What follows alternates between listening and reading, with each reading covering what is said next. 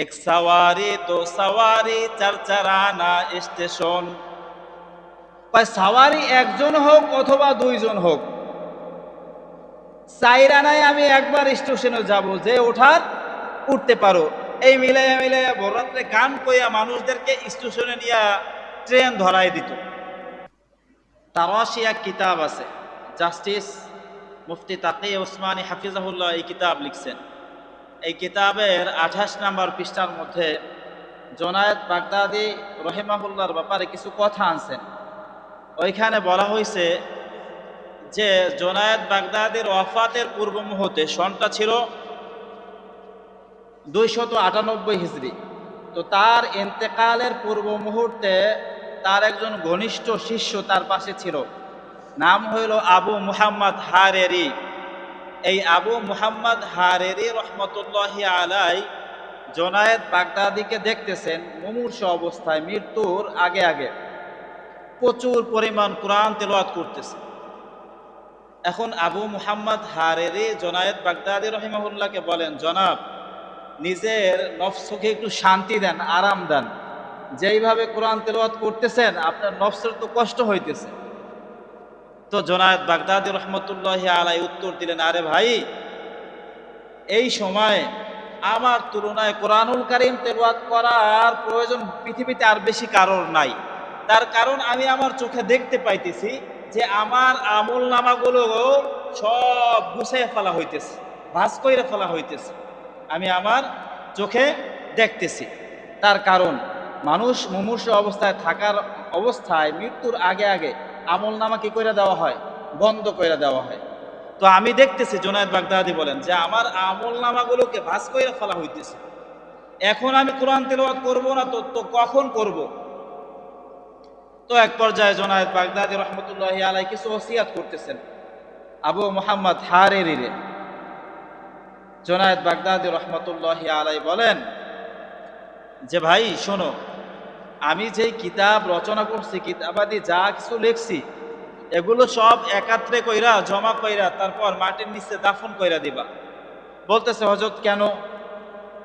তখন জোনায়েদ বাগদাদি বলছেন যে, আমি আল্লাহ তাআলার সামনে যখন দাঁড়াবো, তখন যদি আল্লাহ তাআলা আমাকে প্রশ্ন করে, এই ব্যাপারে আমার যেন কোনো কৈফিয়ত দিতে না হয়, বরং আমি যেন এই ব্যাপার থেকে বেঁচে যাই। তার কারণ পৃথিবীতে যত যা লাগবে সমস্ত বিষয়গুলো আল্লাহ রাসূল সাল্লাল্লাহু আলাইহি সাল্লামের হাদিসের মধ্যেই আছে।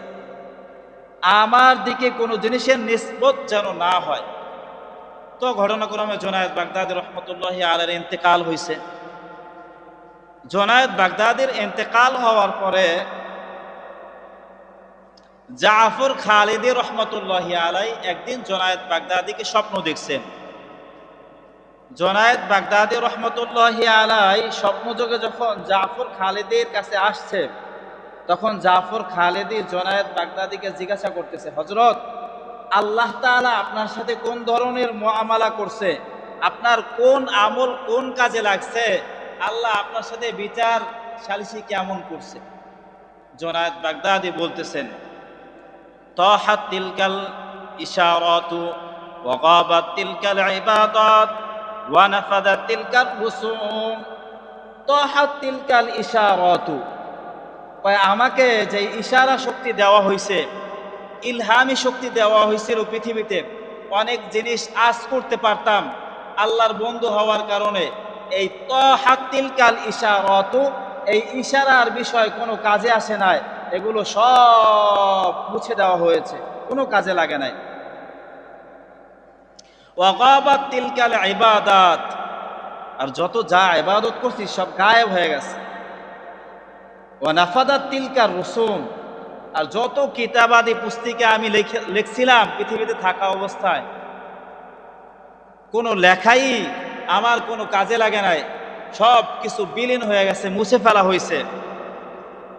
তবে ওয়ামা নাফা'না ইল্লা রাকআতুন কুন্না নারকাউহা ফিল আসহার, ওই সমস্ত রুকু, ওই সমস্ত সাজদা, ওই নামাজ যেটা আমি ভোর রাত্রেবেলা আদায় করছিলাম, এর কিছু কিছু নামাজ কবুল হয়েছে, আর এ কারণেই আল্লাহ আমারে মাফ করে দিছে।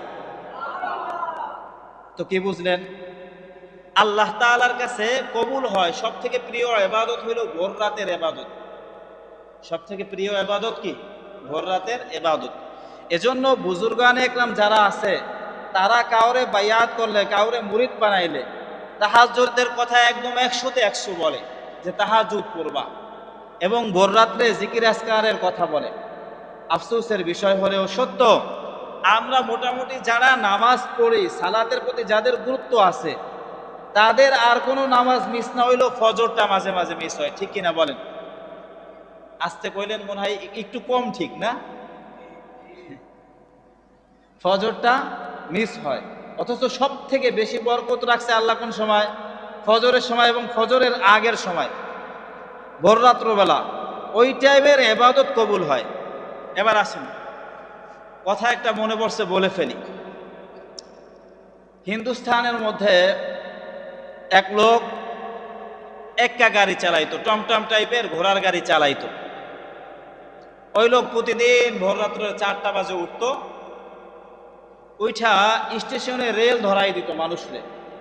লোকের 3টা বাচ্চা, প্রতিদিন ভোর রাত্রে ওঠে কিন্তু নামাজ আদায় করে না, তাহাজ্জুদ তো দূরের কথা, ফরজ যে ফজরের নামাজ এটাই পড়ে না। এখন ওই লোক একটা গান কইতো, হিন্দুস্তানের মানুষ তো, উনি বলতো, তো ওনার বাচ্চারা ওনার কয়, 3 ছেলে, যে আব্বাজান প্রতিদিন ভোর রাত্রে উঠেন, তাহাজ্জুদের সময় উঠেন, তাহাজ্জুদের সালাত যদিও না পড়েন অন্তত ফজরের ফরজ 2 রাকাত নামাজটা তো পড়তে পারেন। কথা ওনার কানে যায় নাই, শুনে নাই, আজীবন ডাকছে, 1 সাওয়ারি 2 সাওয়ারি 4 চারানা স্টেশন। আজীবন এই গান গাইতে গাইতে গাইতে গাইতে একটা সময় মুমূর্ষু অবস্থা চলে আসছে, মরবে মরবে ভাব, অন্তিম মুহূর্ত চলে আসছে, মৃত্যুর আগ মুহূর্তে 3 ছেলে ওনার পাশে বসছে, কালেমা তালকিন করতেছে। ছেলেরা বলতেছে লা ইলাহা ইল্লাল্লাহু মুহাম্মাদুর রাসূলুল্লাহ, বাবা এই কালিমাটা পড়ুন। এক ছেলে এক পাশ থেকে বলে, আরেক ছেলে আরেক পাশ থেকে বলে কালিমা পড়ুন, তালকিন করাইতেছে বারবার। যদিও পড়ুন এই শব্দ বলা উচিত না, মুমূর্ষু ব্যক্তির পাশে বৈশা বৈশা শুধু কালিমা পড়তে থাকবে, তারে কোনো হুকুম করা যাবে না এটা পড়ুন এটা করুন। তাহলে হতেও পারে সে বলবে কালিমা পড়বো না, কালিমা আমার লাগবে না, নাউজুবিল্লাহ।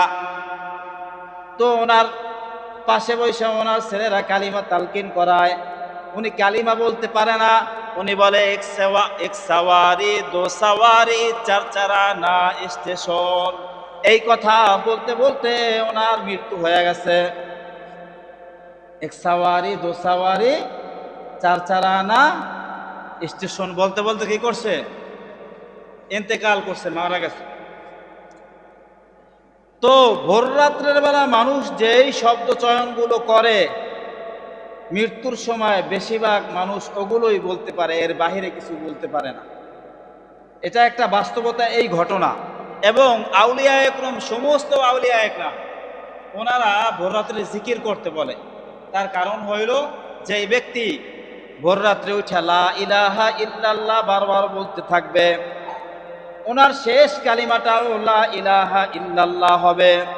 আর রাসূলে আরবির পবিত্র জবান থেকে সুস্পষ্ট বাণী, মান ক্বালা লা ইলাহা ইল্লাল্লাহ দাখালাল জান্নাহ, যেই ব্যক্তি পূর্ণাঙ্গ আস্থা এবং বিশ্বাস নিয়ে লা ইলাহা ইল্লাল্লাহ পাঠ করবে, তার ঠিকানা হলো জান্নাত।